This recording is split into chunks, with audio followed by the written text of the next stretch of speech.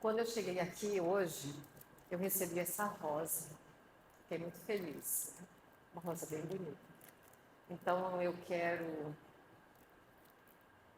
desejar, eu quero entregar e homenagear todas as mulheres aqui presentes também com essa rosa. Essa rosa é para nós, tá? Muito obrigada pela lembrança singela.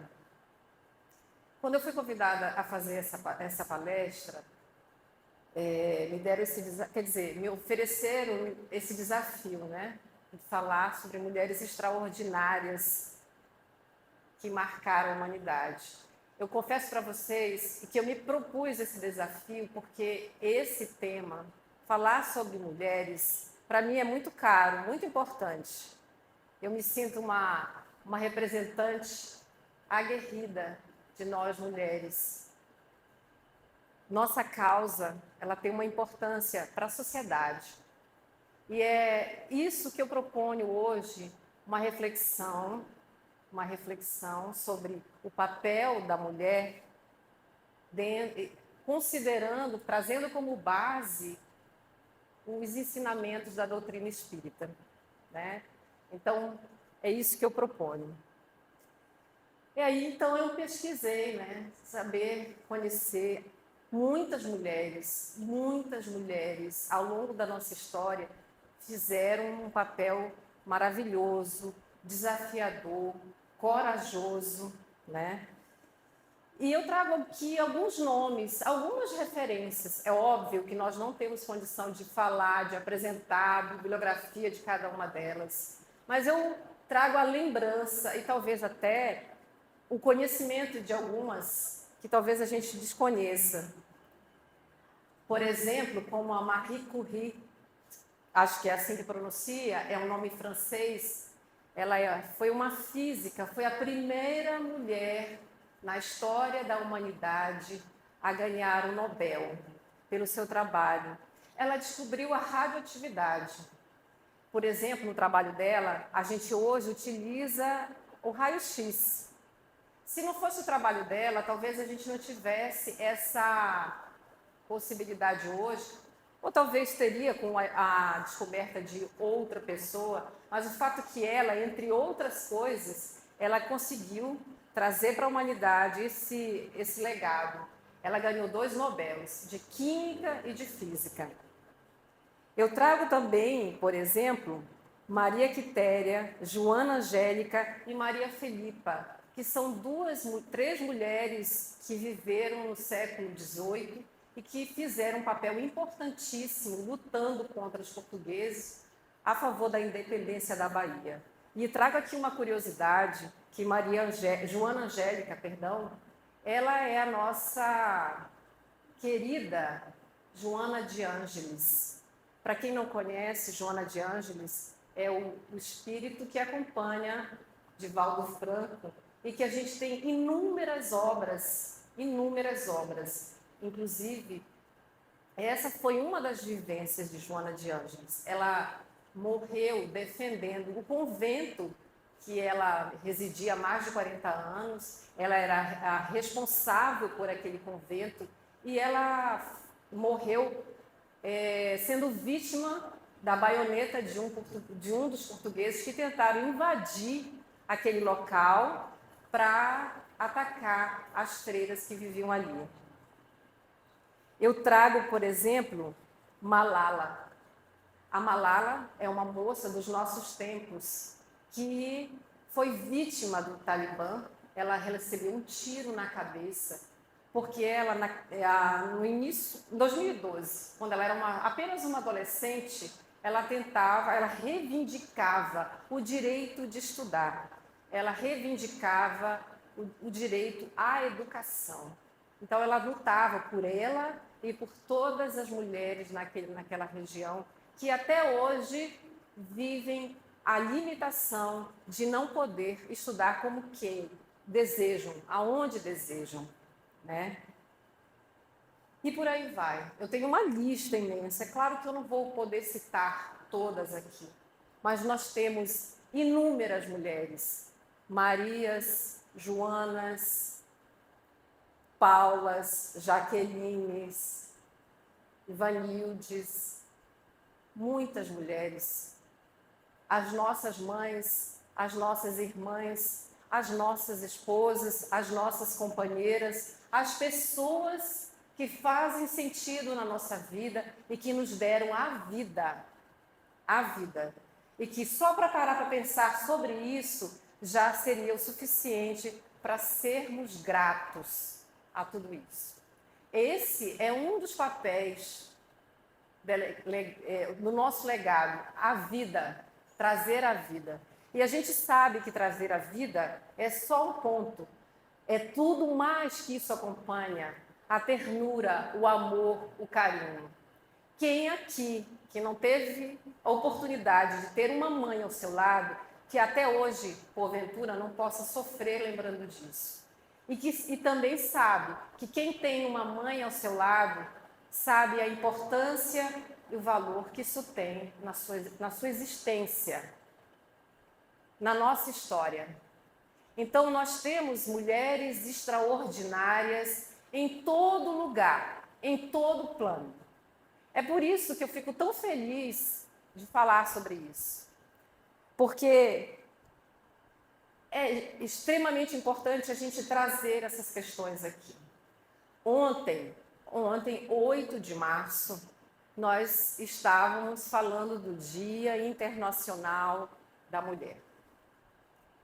É uma data que surgem as homenagens, surgem os parabéns, surgem muitas mensagens e tudo mais. É ótimo, é maravilhoso a gente poder ser lembrada pela importância que temos. Mas muito mais do que homenagens, o que essa data representa é uma lembrança, é uma força, é uma necessidade de nós falarmos sobre a necessidade do respeito que todas nós mulheres precisamos. Do respeito. Infelizmente, quando nós falamos da mulher, da condição da mulher, ela não é uma situação fácil. Parece que, embora nós estejamos bem distante de um passado que impedia a gente de estudar, que impedia a gente de votar, que impedia a gente de ser o que desejasse ser na face da Terra, as coisas mudaram, mas ainda precisa muita coisa ser feita. Muita coisa. E aí, eu fui atrás de algumas informações e aí eu descobri o Anuário Brasileiro de Segurança Pública, publicado em 2023, com referência a 2022. E aí, esse anuário cita que no ano de 2022, publicado em 2023, houve um aumento significativo sobre a violência física, a violência sexual, a violência patrimonial, a violência psicológica. O feminicídio cresceu 6,1%. São 1.450 mulheres que morreram assassinadas pela única e exclusiva situação feminicídio, é um tipo categorizado de morte. Morrer porque se é mulher. Morrer porque se tem uma fragilidade em relação aos homens. Esse tipo de situação tem crescido e a gente não precisa ir atrás de dados estatísticos para perceber ao nosso redor. Só se a gente não quiser ver. E olha que quando a gente verifica, o que o anuário fala é que são dados subestimados. São dados que nós não temos, de verdade, condição de apurar na sua magnitude. Porque simplesmente existe o medo, existe a dificuldade de ir lá, de fazer a denúncia. Existe o abafamento dentro da família, quando existem situações como essa. É muito vergonhoso para a mulher admitir que ela apanha do marido. É muito vergonhoso a gente admitir que que sofreu uma violência sexual. É muito difícil. As poucas mulheres que têm coragem de denunciar essa situação ainda podem sofrer represálias ou mais violência, porque algumas pessoas simplesmente não acreditam no aparato da justiça brasileira. Uma senhora que eu conheço de perto, revelando a situação de uma vizinha que apanhava, aí eu perguntei, por que ela não denuncia? Aí ela me disse, mas o que vai adiantar isso? O cidadão pode chegar lá e matá-la, ninguém vai fazer nada. É de ressecar a garganta, é de doer nas vísceras a gente imaginar a situação. Mas, infelizmente, a coisa não para por aí, né? 250 mil denúncias de agressão. No levantamento do IBGE, as mulheres tiveram menor participação no mercado de trabalho. A gente tem denúncias de agressão e agora estou entrando no mercado de trabalho. As mulheres, nós mulheres, somos, em termos de qualificação, mais bem qualificadas que o homem. Nós temos mais anos de escola, em média. Mas, infelizmente, nós mulheres não ocupamos o espaço no mercado de trabalho que os homens ocupam, tradicionalmente. Aí a gente pode dizer assim, né? Mas os homens são provedores dos seus lares. A eles cabem a possibilidade de trazer o sustento para casa. Sim, também. Mas quantos lares e famílias são chefiadas única e exclusivamente por mulheres? Aliás, é muito fácil a gente perceber lares que são liderados e cuidados exclusivamente por mulheres, que são ocupados pelos seus 3, 4, 5 filhos, que, aliás, é a nossa grande capacidade de agregar, de sustentar. Eu juro que eu não estou aqui fazendo uma fala contrária aos homens, não me interpretem mal. Aliás, eu vou tocar mais adiante em questões que o que o Espiritismo, né? O que a doutrina espírita fala sobre isso? Não é sobre isso que eu estou falando, eu não quero criar aqui a ideia de apartheid, de diferenças entre um e outro. Mas quero chamar a atenção, é uma coisa necessária a gente falar sobre isso. Quantas famílias são cuidadas exclusivamente pelas mães? Os maridos, os homens em geral, quando se vêem diante da situação de criar, de cuidar da sua família, por exemplo, quando a sua esposa falece, quando ele se vê separado, e na grande maioria na separação acaba ficando com as mães. Mas, enfim, quando ele se vê sozinho na situação, a primeira coisa que ele procura é a sua rede de apoio feminina. Ele procura a mãe, a avó das crianças, ele procura as tias, ele casa novamente, ele busca o apoio feminino para dar conta disso. É assim que acontece. E ai de nós, mulheres, se nós não tivéssemos o apoio feminino, o apoio de outras mulheres. Certamente nós não teríamos condição de avançar, contribuir com essa economia, com esse mundo ao nosso redor, se nós não tivéssemos o apoio das nossas mães, das nossas irmãs, das nossas tias, da vizinha. É fundamental. Mas alguém pode dizer, mas os cuidados, a maternidade, a ternura de cuidar de uma criança é única e exclusivamente feminina. Será que é? Será que esse papel é único e exclusivamente nosso? Principalmente depois que nossos filhos crescem, eu diria talvez no início, na maternidade, no amamentar, né? De carregar no colo, de carregar o curumim que fica preso na nossa saia até um determinado tempo. Mas quantas tarefas poderiam ser verdadeiramente compartilhadas de igual para igual? A reunião dentro da escola, a participação na reunião de pais e mestres, a tarefa de casa, quem sabe até os cuidados outros que uma criança precisa e que pode ser simplesmente compartilhado. Compartilhado. Isso certamente aliviaria o fardo que a maioria das mulheres possui, principalmente aquelas que buscaram sua formação, o seu trabalho, por necessidade de intelectual. A gente precisa se sentir valorizado, aprender, fazer coisas diferentes, ser valorizados pelas nossas habilidades e conhecimentos. Mas quantas mulheres que saem para o mundo e precisam também voltar para os seus lares sobrecarregadas, cheias de outro trabalho, porque não conseguem dividir isso com seu parceiro ou parceira. Especialmente os parceiros. Especialmente os parceiros. Homens, nós adoramos receber flores, mas nós precisamos sentir a força do compartilhar.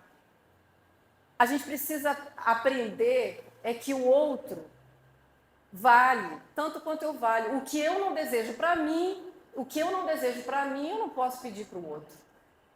Então, esse processo é uma construção, é um processo evolutivo. E aí, óbvio que eu fui atrás da doutrina espírita para sustentar aquilo que eu estou colocando para vocês. Igualdade. Igualdade.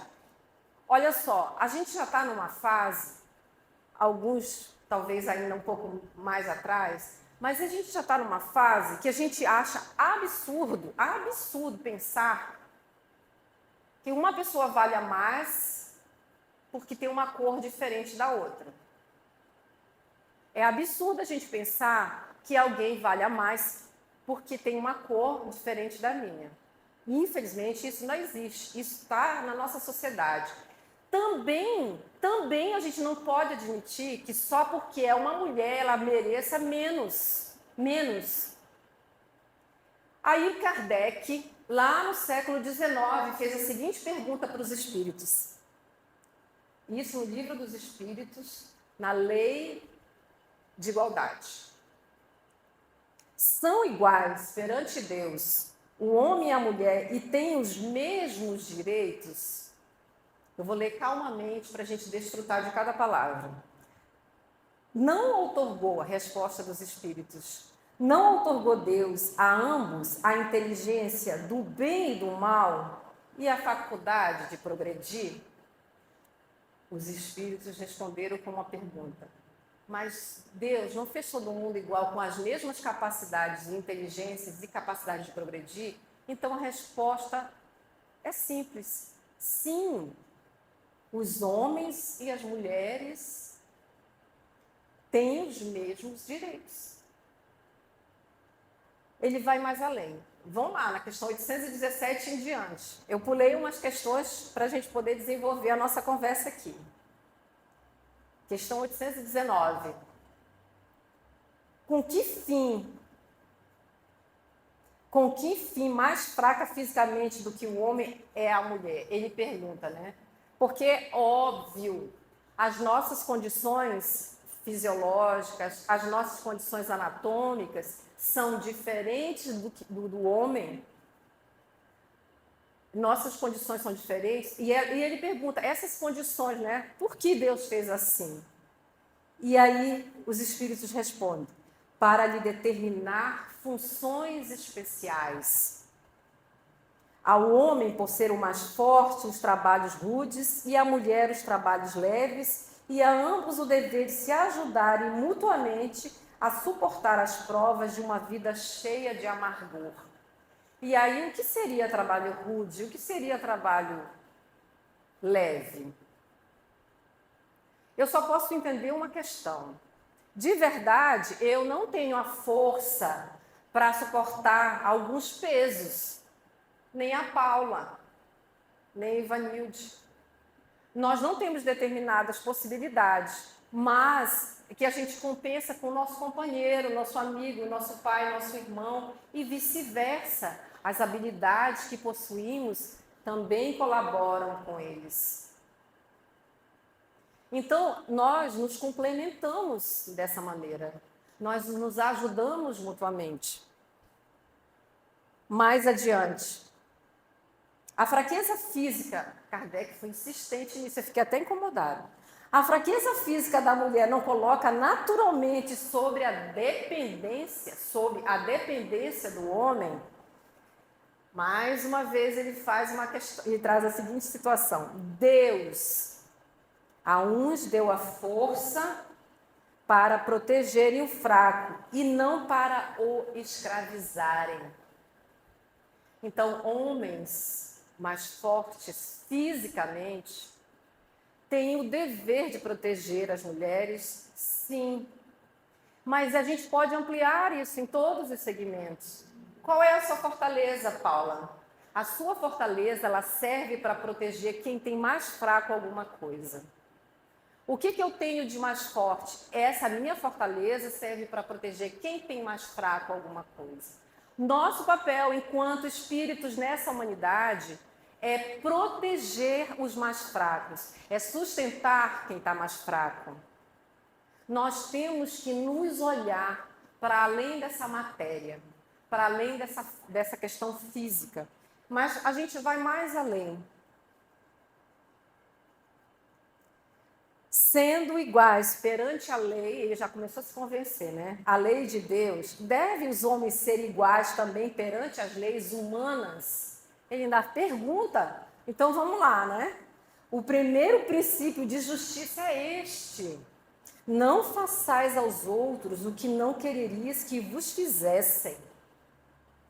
Assim sendo, uma legislação para ser perfeitamente justa deve consagrar a igualdade dos direitos dos homens e das mulheres? Ele pergunta novamente. Dos direitos, sim, das funções, não. Cada um com funções diferentes.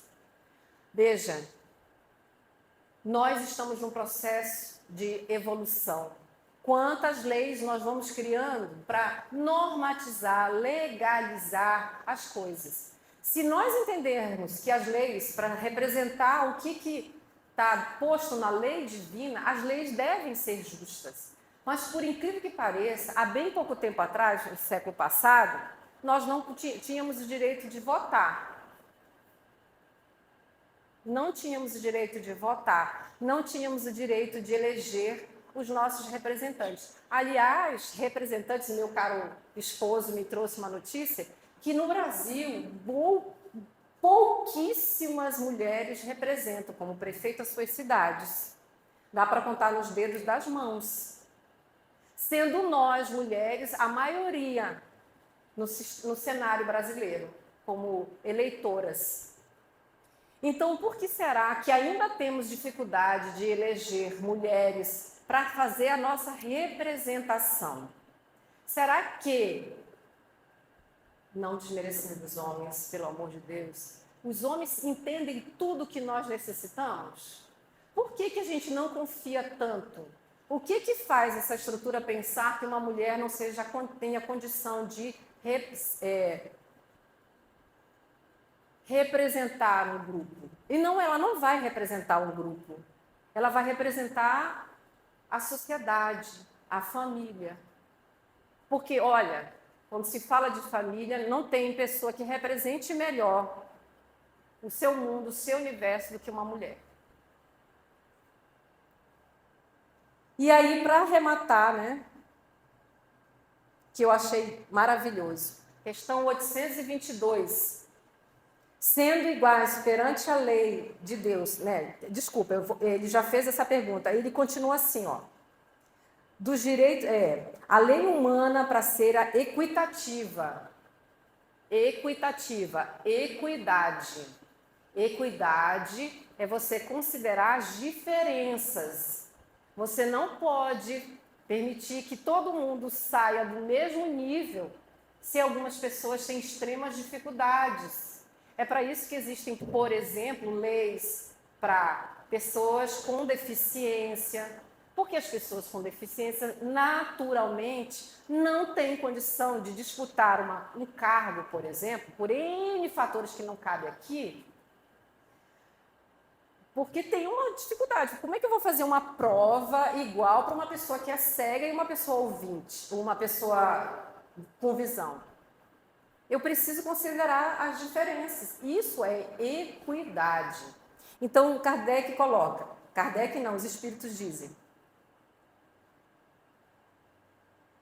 a lei humana, para ser equitativa, deve consagrar a igualdade dos direitos do homem e da mulher. Todo privilégio a um ou a outro concedido é contrário à lei da justiça divina. Qualquer um que tenha privilégio a mais é contrário à lei divina. Aí, uma coisa que os espíritos colocam, a emancipação da mulher acompanha o progresso da civilização. E como não deveria ser? Se uma das propostas do espiritismo é que a razão acompanhe a nossa fé, se a nossa capacidade de raciocínio, de elaboração, de evolução não concebe mais determinadas questões, a gente não pode ficar preso ali, porque isso é dogmático. Não pode ser assim. O espiritismo, ele é filosófico, ele nos propõe uma reflexão. Sua escravização marcha de par em par com a barbárie. A escravização da mulher, em qualquer circunstância, a privação dos seus direitos, o cárcere privado, a violência, qualquer que seja ela, beira a barbárie. Então, a gente tem inúmeros casos de barbárie acontecendo por aí. Porque tem gente que acredita que deve fazer justiça com as próprias mãos. Até bem pouco tempo atrás, um homem que se sentisse ultrajado por uma mulher, ele tinha o direito de vingança. Tinha o direito de vingança, eu não quero entrar nem no mérito da questão. Aí a gente, graças a Deus, a gente evoluiu. Felizmente, a gente tem a lei Maria da Penha no Brasil. Mas não é fácil. E eu não estou falando só de mulheres exclusivamente. Eu estou falando da sua mãe, da sua irmã, da sua filha. Porque quando você pensa no indivíduo isolado, é uma coisa.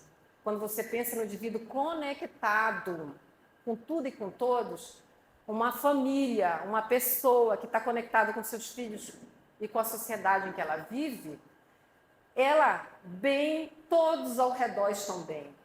Ela mal, né, no sentido da sua qualidade de vida, da sua condição, todos ao seu redor padecem.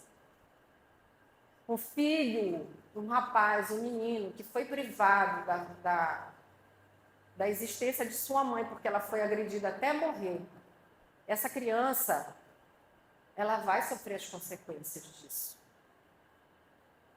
Todos na sociedade sofrem as consequências disso. Não é só a mulher.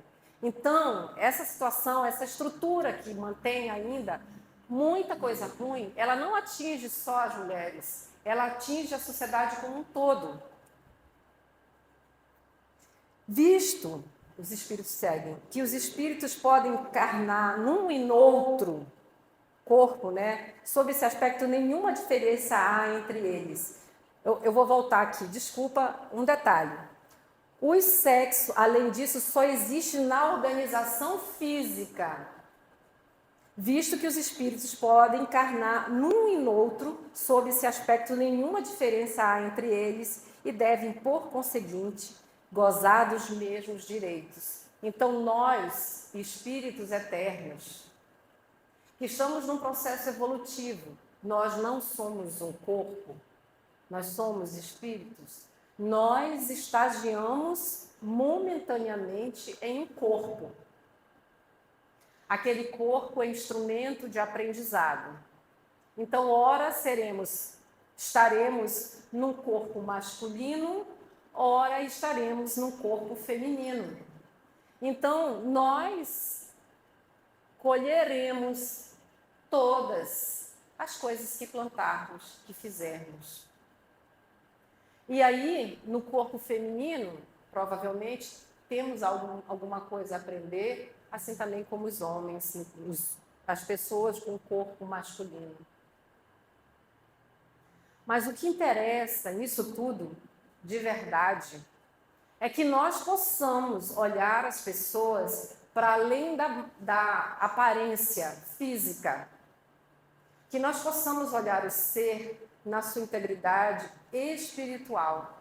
Porque todos nós, independente da condição física, se masculina ou feminina, merecemos respeito, consideração, direito de estudar, o direito de trabalhar, o direito de ter a sua própria vontade respeitada, o livre-arbítrio, o direito de ir e vir, são direitos básicos. Nós temos o direito de viajar de um lugar para outro sem sofrer uma violência. Nós temos o direito de usar a roupa que queremos usar sem medo. Porque, homens, é verdade, nós nos preocupamos com a roupa que usamos, porque há quem acredite que a roupa faz diferença, que existe um sinal que a mulher está dando ou não para ela ser violentada ou não. Mas eu sinto dizer que nos países onde as mulheres têm que usar véu cobrindo o corpo inteiro, elas também são violentadas, elas também são mortas por isso. Eu não gosto de ouvir notícias que falam de violência contra as mulheres. Essa semana eu ouvi uma notícia que me cortou o coração. Uma mulher foi espancada a madrugada inteira. Os vizinhos ouviram e só chamaram a polícia porque a criança, no final do dia, no início da manhã, abriu a porta desesperado porque a mãe dele já estava morta, espancada até morrer. Então eu fico imaginando a dor dessa criança de ter testemunhado uma situação dessa. A gente não precisa nem ser homem nem ser mulher para se doer com relação a isso. Então, eu gostaria que nós pudéssemos, de verdade, valorizar as pessoas, independente do que elas são. Valorizar as mulheres por todas as suas peculiaridades, suas delicadezas, sua forma de viver, de ser, independente do como elas sejam. Para a gente ter um mundo melhor. Muito obrigada. Boa noite a todos.